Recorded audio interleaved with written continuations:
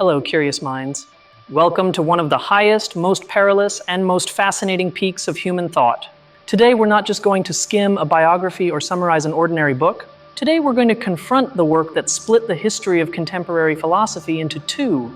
I'm talking about a text published in the year 1927, a dense book written in an almost untranslatable German, which attempted to do something that no one had done with such rigor since the ancient Greeks.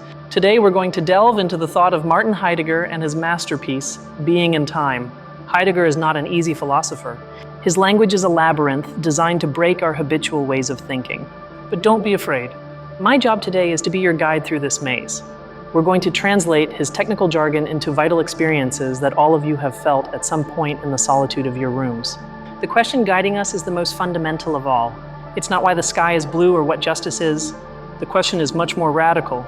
The question is what it means for something to be, what it means to exist. Prepare yourselves, because this inquiry has the power to change how you see yourselves. Before we dive into the dense content, a brief comment necessary for our visual journey. To bring this abstract narration to life, I've used artificial intelligence tools to generate the images you see on screen. Think of them as a digital canvas. These images are not intended to be exact historical representations, but rather an aesthetic and atmospheric accompaniment. They are visual metaphors designed to help your imagination soar as we break down complex concepts. I truly hope you enjoy this fusion of technology and philosophy. Let's start at the beginning. Heidegger begins Being and Time with a provocative assertion. He says that Western philosophy has forgotten being. Ever since Plato and Aristotle, we've been so obsessed with the things that exist that we've forgotten what existing itself means.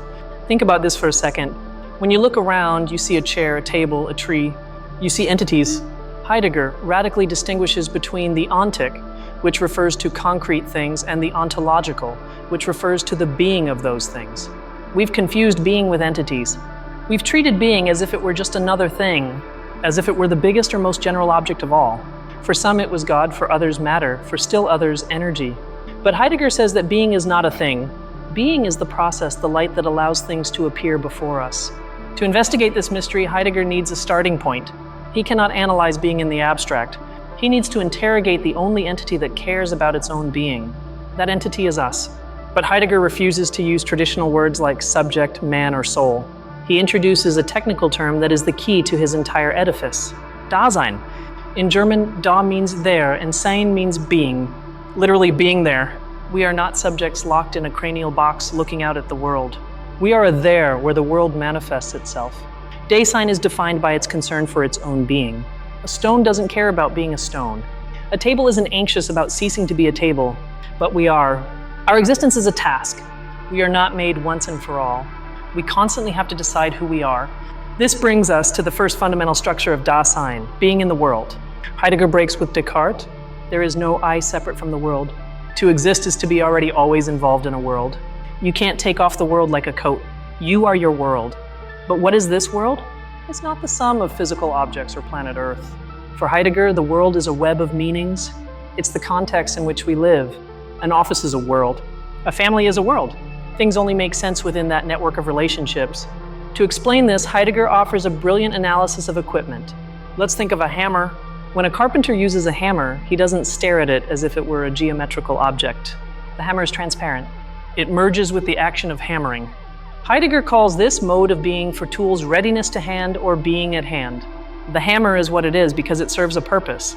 It refers to the nail to the wood to the table, and the table to the shelter of Dasein. Everything is a chain of for the sake of which. When do we become aware that the hammer exists? When it breaks. When the hammer malfunctions, it suddenly ceases to be invisible. It becomes heavy, useless. There it shifts to another mode of being, presence at hand. Only when its usefulness fails do we see the object as a mere physical thing. This is crucial. Heidegger tells us that our primary access to reality is neither theoretical nor scientific. It is practical. Before we know that wood is cellulose, we know it's good for building. Science is an abstraction derived from our everyday lives, not the other way around. Now, let's go deeper. If we are being in the world, how are we with others? Heidegger says that Dasein is also being with others. But here enters one of the most famous and cynical parts of his philosophy, the analysis of inauthenticity and the one. Most of the time, we are not ourselves. We are what Heidegger calls das Man, which translates as the one or the they. One says, one does, one thinks. We live under the dictatorship of normalcy. We do what one is supposed to do. In this state of fallenness, we dissolve into the mass. Our opinions are not our own, they are what is said in the news or on social media. Heidegger identifies 3 characteristics of this inauthentic life: idle talk, curiosity, and ambiguity. Idle talk is speaking without truly understanding, repeating what we hear. Curiosity is the desire to see the new just for the sake of its newness, the infinite scrolling without real attention. Ambiguity is when everything seems profound, but nothing truly matters. Why do we live like this? Because it's comfortable. Being authentic is terrifying. Taking responsibility for your own existence is heavy. The One relieves us of that burden. If I do what everyone else does, I'm not responsible for my decisions. The system decided for me. But there is something that shatters this comfort, something that violently pulls us out of the trance of everyday life. Heidegger calls it the fundamental mood, or Befindlichkeit, anxiety. And a word of caution, don't confuse anxiety with fear. They are very different things. Fear is always fear of something concrete, fear of a spider, of losing your job, of pain. But anxiety has no object. When we feel true anxiety, we don't know what's happening to us. The world becomes strange to us. Objects lose their usual meaning. In anxiety, the world sinks. Suddenly, work, money, fame, everything seems irrelevant. We are left alone before nothingness. And it is in that nothingness that we encounter ourselves. Anxiety individualizes us. Anxiety is the call of conscience. It tells us that we are not at home in this trivial world. It invites us to stop being a copy of others and to take the reins of our own being. It invites us to authenticity. But where are we headed? Here we arrive at the book's most powerful and darkest concept, being towards death. Heidegger says that death is not an event that happens at the end of life. Death is a constant structure of our existence. We are finite beings. Death is our most ownmost, non-relational, and insurmountable possibility. It is our ownmost because no one can die for you. It is the only thing that is absolutely yours. In death, the one disappears. They don't die, I die. It is radical solitude. Most people flee from death. We treat it as an accident that happens to others. We say one dies someday. We turn death into a statistical event so as not to feel anxiety. But Heidegger tells us that we must anticipate death. Anticipating death doesn't mean ending one's own existence or morbidly thinking about coffins. It means living with the knowledge that we are finite. When you accept that your time is limited, every moment gains infinite value. Death acts as a spotlight that illuminates what is important. To live authentically is to live projecting oneself towards death. It means making decisions knowing that we don't have an eternity to correct them. This freedom for death liberates us from the tyranny of what others will say. If I'm going to die, why live someone else's life? This inevitably leads us to the topic of time. The book is called Being in Time for a reason. For Heidegger, time is not a clock line, moving from the past to the future. Time is the very structure of our existence. Dasein is temporality. We are always projected towards the future, carrying our past and acting in the present. The future is not what will come. It is where I project myself. The past is not what happened. It is what I am now as a result. Heidegger calls these the ecstasies of time. Future, past, and present are united. We live in all three at once. When I plan my dinner, future, based on my hunger, present, and on what I learned to cook, past, everything occurs in an instant of unity. Historicity is another key concept. We are not isolated atoms. We are historical beings. Our individual destiny is intertwined with the destiny of our community and our generation. We inherit possibilities from the past and launch them into the future. Up to this point, we've covered the basic structure of being and time. But Heidegger's story doesn't end in 1927. After the book's publication, what he called the Kehre, or the turn, occurred. His thought became even more mystical and poetic. In his later stage, Heidegger focused on technology, and his analysis is prophetic. For him, technology isn't just machines. It's a way of revealing the world. Modern technology compels nature to present itself as a standing reserve of energy. The Rhine River is no longer a divine and poetic river. Now it's a source of hydraulic pressure. The forest is no longer a temple, it's wood for cellulose. Heidegger calls this the end-framing or Gestel. Everything becomes stock, inventory. Even human beings become human resources. We optimize ourselves, we measure ourselves, we market ourselves. The supreme danger of technology is that it prevents us from seeing any other way of being. We forget that the world can be sacred, poetic, or mysterious. Only a God can save us, he said in a famous interview. He wasn't referring to the Catholic God, but to a return to a sacred understanding of being. Heidegger sought a new beginning, a way of thinking that went beyond the calculative logic of science. Now we must address the shadow. We cannot talk about Heidegger without mentioning his affiliation with the Nazi Party in 1933. He was rector of the University of Freiburg under the regime. It's an indelible black stain on his biography. The Black Notebooks, recently published, confirmed that his anti-Semitism was not merely political opportunism, but was intertwined with his critique of modernity. This leaves us with a profound ethical dilemma. Can we separate the work from the author? Many philosophers argue that yes, the conceptual tools of being and time are greater than the man who wrote them. Sartre, Levinas, and Foucault used Heidegger to think about freedom and ethics, often against Heidegger himself. Reading Heidegger today is an exercise in vigilance. We must learn from his diagnosis of inauthenticity and technology, but remain alert to his authoritarian temptations. It's a reminder that being an intellectual genius doesn't guarantee moral wisdom. Let's return to the core of his legacy. Heidegger changed the question. It's no longer about what things are, but how we relate to them. He taught us that truth is not a mental correspondence, but an unconcealment, a bringing into light. His influence is massive. Existentialism, hermeneutics, deconstruction, deep ecology, and even modern psychology and architecture all draw from his wellspring. He gave us a vocabulary to talk about what it means to be human in a world without gods. So what do we take away from this journey? That we are not things, that we are an open project, that anxiety is not a disease but an invitation to awaken, that death is the teacher who teaches us to value life.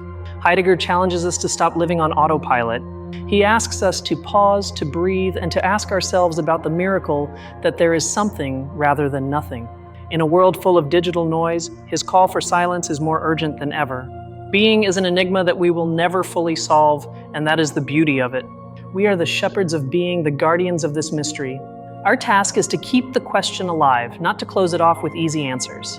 Perhaps the next time you use a hammer or feel that strange anxiety on a Sunday afternoon, remember the old professor from the Black Forest. Remember that you are experiencing the very texture of existence.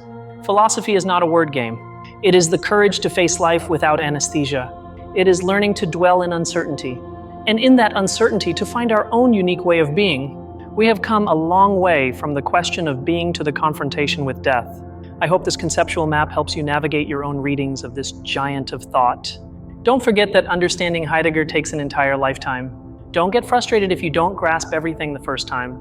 The important thing is that the question has been ignited within you. That flame is what matters. Now, we've talked about the broken tool, but let's think about language. For Heidegger, language is the house of being. It's not just an instrument for communication. It's where being dwells. We speak because we first listen. When we use empty words, we degrade our house. But when we use poetic speech, when we name things with care, we are caring for being. Poetry for him is a higher form of knowledge. This connects to his critique of modern science. Science calculates, but it doesn't think. To think for Heidegger is to thank. It is to receive what is given to us in experience. It is a posture of humility before the mystery. So I invite you to think, not just to calculate costs and benefits, but to meditate on the meaning of what you do. To recover the capacity for wonder that we had when we were children and everything was new. In the age of artificial intelligence and algorithms, defending our humanity is more vital than ever. And our humanity resides in that capacity to question, to feel anxiety, and to care for others in the world. The concept of care, or Sorge, is the structure that unifies Dasein. We care for ourselves, we care for things, and we care for others. Without care, existence crumbles. We are beings who care. Even when we are negligent, it is a deficient form of care. We cannot stop caring because something always matters to us. That is what differentiates us from machines. A machine doesn't care if it turns off. We've seen how Heidegger influenced Sartre. Sartre said that existence precedes essence. Heidegger would partly agree, but would add that this existence is always historical and worldly. We are not absolute freedom in a vacuum. He also influenced Gadamer's hermeneutics, the idea that we always interpret from a pre-understanding. There is no objective gaze. We always look from our prejudices and our history. And that's not a bad thing. It's the condition of the possibility of understanding. Derrida's deconstruction also originates here. Derrida took Heidegger's idea of destroying the history of metaphysics and radicalized it, dismantling texts to see what they conceal. Heidegger taught us to read between the lines. It's fascinating to see how a single book can generate so many waves. Being in time is like a stone thrown into a calm lake. The ripples keep reaching the shore 100 years later. But let's return to you. What does it mean to be authentic today? Maybe it means disconnecting for a while. Maybe it means choosing a career out of passion and not for money. Maybe it means accepting a loss without numbing the pain. Authenticity is not a permanent state. You don't graduate from being authentic. It's a constant struggle. Every day we fall into the one, and every day we have to recover. It's a rhythm, like breathing. Heidegger gives us the tools to see this struggle not as a failure, but as the structure of life. Falling is natural. What's important is the moment of awakening, the moment of resolution. Resolution, or Entschlossenheit, is the moment when Dasein silently opens itself to its own truth and acts. It's a moment of clarity amidst the noise. Seek out those moments. And regarding time, try to feel it not as passing seconds, but as the horizon of your possibilities. You have a past that pushes you and a future that calls you. You are that bridge. The present is the instant of vision, the Augenblick, a blink where past and future meet, and we decide, don't let those instants slip away in distraction. At the end of the day, Heidegger teaches us that being human is a strange and wonderful task. We are the only beings in the universe who know we are going to die, and because of that, we are the only ones who can truly live. It's a burden, yes. Anxiety weighs heavily, but it is the weight of dignity. The lucid anxiety is preferable to the stupid happiness of those who don't understand anything. That is the existential wager. We've analyzed the hammer, death, time, and technology. We've seen the author's lights and shadows. Now the judgment and application are up to you. If this video has seemed dense, it's because the topic demands it. There are no shortcuts to wisdom. But believe me, once you put on Heidegger's glasses, the world never looks the same. I hope I've managed to bring a little clarity to this dark forest. Heidegger used to say that thinking is like opening clearings in the forest. I hope today we've opened one together. Before we say goodbye, I want to remind you that philosophy is done through dialogue. Don't just keep this to yourselves. Discuss it.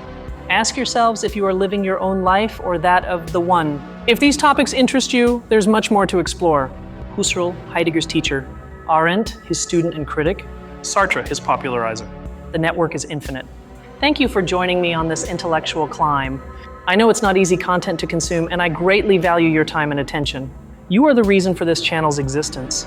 If this analysis has provided you with value, if it has made you pause to think for even 1 minute, my goal is accomplished. Thought is the most revolutionary act there is. I am a firm believer that the humanities are not an ornament, but the foundation for understanding our technological future. Without philosophy, we are blind with very powerful tools. So let's keep asking questions. Let's keep reading. Let's keep caring for being. See you in the next adventure of thought. Remember, you are not objects. You are Dasein. You are the there of being. Make your there worthwhile. Until next time, seekers of truth, do you want me to analyze the work of Hannah Arendt or Jean-Paul Sartre next? Let me know in the comments and subscribe so you don't miss the next episode.